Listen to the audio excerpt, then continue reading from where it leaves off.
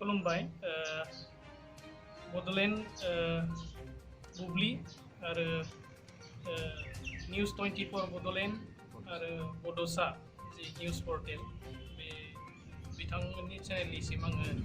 आंनि गोसो गोरबोनि गाहाम हामलायनायखौ जासिबाय लोगोसे नायगिरि बिथांमोननिसिमबो आंनि गोसो गोरबोनि गाहाम हामलायनायखौ जासिबाय आंनि मुङा मुस्रि दीपक बर' आंनि गामिया डिमाकुसिनि बालिस्ता गामि आरो आंनि बिफानि मुङा गजेन बर' आरो आङो उदालगुरि जिल्लानिनो पश्चिम कटला पिअ'आ जोंनिया पश्चिम कटला आरो आङो 2006 मायथाइयाव आङो ग्रेजुवेट खालामो आङो एलपि स्कुलखौ गामिनिनो गुदि फरायसालियाव फरायदोंमोन बालिस्ता गुदि फरायसालि आरो बेखौ बारग'नानै आङो डिमाकुसि सेक्रा Sankardev mission higher secondary school आङो बेयाव फरायदों लोगोसे हाई स्कुलखौबो बे डिमाकुसि सेक्रा संकरदेब मिशन हायार सेकेन्डारियावनो फरायदों 2008आव आङो मेट्रिकखौ सेकेन्ड डिभिजनाव पास खालामनानै आङो गुवाहाटी पान्डु कलेजाव फरायदों सार बे समावहाय नोंथांखौ मिथिनो हानाय जादों नोंथाङा सासे नन पलिटिकेल अर्गेनाइजेसननिबो गोबां खामानि मावबोदों होननानै दा जेरैहाय बर' फरायसा आफादनि बे बिथिङावहाय नोंथाङा नन पलिटिकेल अर्गेनाइजेसननि गोबां खामानि मावनानै दिनै हरखाबै पलिटिकेलनि जा लाइन बेयावहाय आगान होनाया मानि थाखाय होनो गोनां जादों आसलते बे आंनि थाखाय बिराद सादेन आंनियाव बेबायदि सिमांबो गैयामोन आरो बेबायदि बिजाथिनि थाखाय आङो बेबायदि प्रस्तुतिबो नङामोन बिराद सादेन जादों बेखौ बेबायदि डिसिसन लानो गोनां जानायनि आन्दोआवनो दङ जोंनि ओनसोलनि पानेरि समस्तिनि रायजो राजानि लुबैनाय बिथांमोननि लुबैनाय बायदियैनो आङो पानेरि समस्ति 64 नं पानेरि समस्तिनि 2021 मायथाइनि फैबाय थानाय जि विधान सभा इलेक्शन बेयाव आङो इउपिपिएल राजनिति हान्जानि सासे बिनायसा हिसाबै आङो गसंनो गोनां जादों आरो बेयो जाबाय बे पानेरि समस्तिनि गासै रायजो राजानि लुबैनाय बायदियैसो आङो फैनो गोनां जादों दा बे समावहाय नोंथाङा जुदि टिकेट मोनमारोब्ला नोंथांनि मावनो गोनां खामानिया गिबि मा जागोन आंनि गिबिसिन खामानि होननानै बुङोब्ला बेयाव मोनथामसो दिगखौ नायनानै आङो खामानि मावगोन खारन थांनाय समाव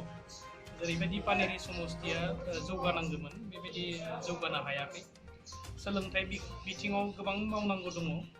बै सोलोंथाइ बिथिंखौ नाम्बार 1 माने समयसा हिसाबै लानानै आङो बेयाव खामानि मावगोन लोगोसे एग्रिकालचार दिगावबो गोबां गोग्लैसोनानै दङ बेयाव आबाद बिखेखै 90% मानसियानो जिहेतु आबादजों सोनारनानै थायो आरो बे हिसाबै बै बिथिङाव गोबां आबादारिफोरनो फेसिलिटि होनायनि खामानि मावनांगौ दङ बेयाव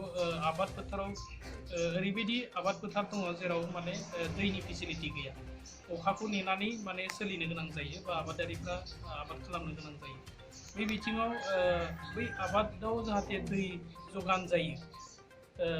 दै दैथायनायनि फेसिलिटिफोरा जायो बेनि थाखाय खामानि मावनांगौ दङ आरो लोगोसे आबादारिफोरनो गोबां माने बिथिङाव बिथांमोनखौ सहाय सहयोग खालामनायनि प्रयोजन दङ जोंहा पानेरि समस्तिनि आन्दारावनो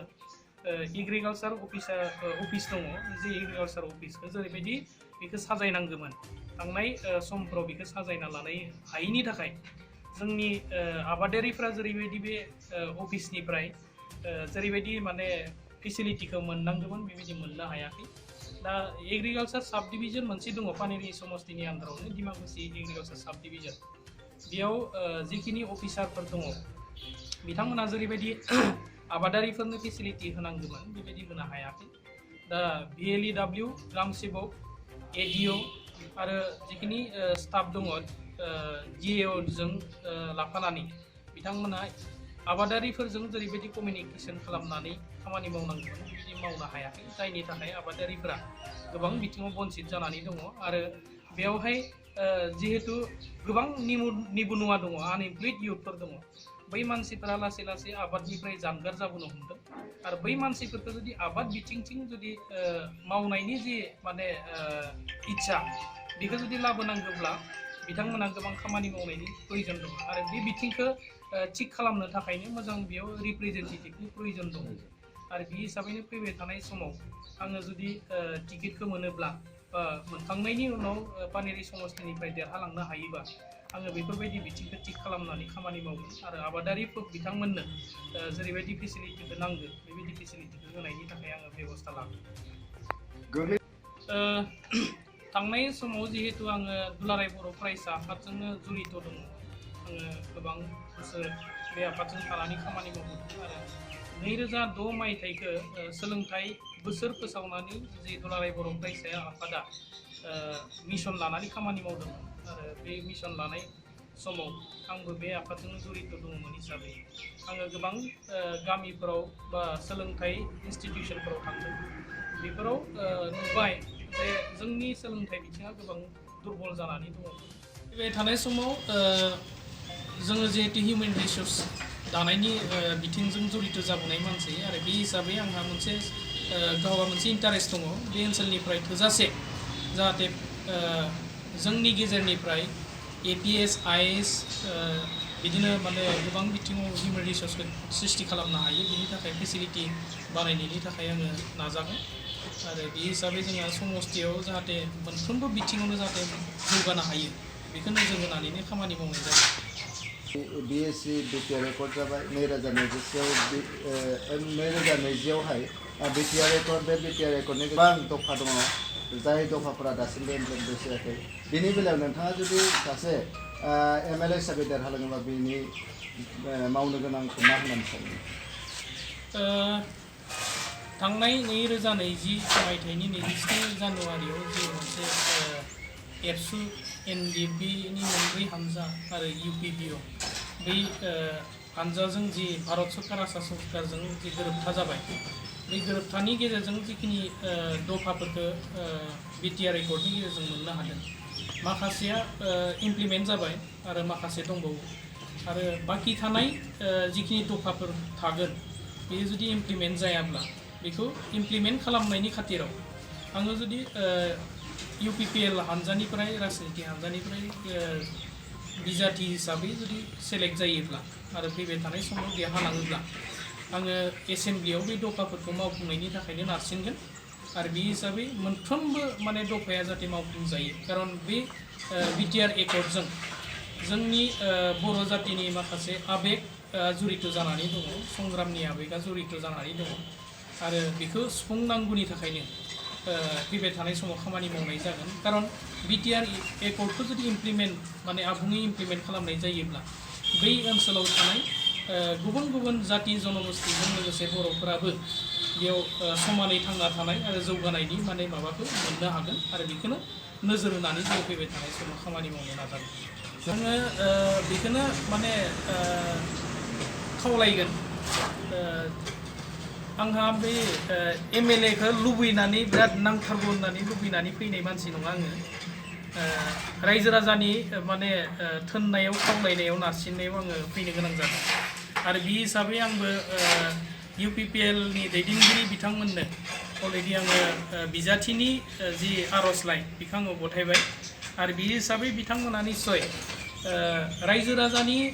साननाय लुबैनाय बायदियैनो जिखिनि दाबिदार दङ बिथांमोननि गेजेराव सेलेक्सनखौ खालामगोन आरो बे हिसाबै जायहा बांसिनै माने सुबुंनि सापर्टफोर दङ पाब्लिक सापर्ट दङ बेखौनो बिथांमोना सायख'गोन होननानै जिहेतु खोथा बुंदों। माने नोंथाङा बुंनो नागिरदों दि नोंथाङा सासे सुबुंजों मोजां मोनजानाय सुबुंनि सापर्ट गोनां सासे बिजाथि हिसाबै बा बिजाथि बिनायसा हिसाबै नोंथाङा दङ नङा होमबा? आं फैनो गोनां जानाय कारनानो बेनो पाब्लिक सापर्ट थानायखायसो आं फैनो गोनां जादों आरो बिथांमोना नारसिननायखायसो आं फैनो गोनां जादों आरो बे हिसाबै रायजो राजाफ्रा आसा खालामदों आंनि बिजाथिया जाहाथे सेलेक्सन जायो बिजाथि हिसाबै सायख'जायो सेन्ट्रेल UPPLनि दैदेनगिरि बिथांमोना जाहाथे सायख'यो बेखौ रायजो राजाया लुबैदों बे हिसाबै आंहा आसाबादि टिकेटआ कनफार्म जागोन होननानै आङो सानदों फोथायनाय दङ। दा बे समावहाय जिहेतु नोंथाङा सासे बिजाथि बिनायसा हिसाबै रायजो राजाफोरनिसिम मा खावलायहरनांगौ? रायजो राजानिसिम बेखौनो खावलायगोन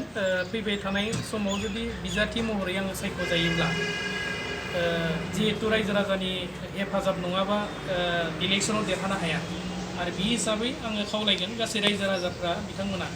बे पानेरि समस्तिखौ उन्नति खालामनायनि खाथिराव बयबो जाहाथे आंखौ समर्थन खालामो आरो UPPL हान्जाखौ समर्थन खालामनानै फैबाय थानाय समाव UPPL नि केन्डिडेट हिसाबै देरहाहरनानै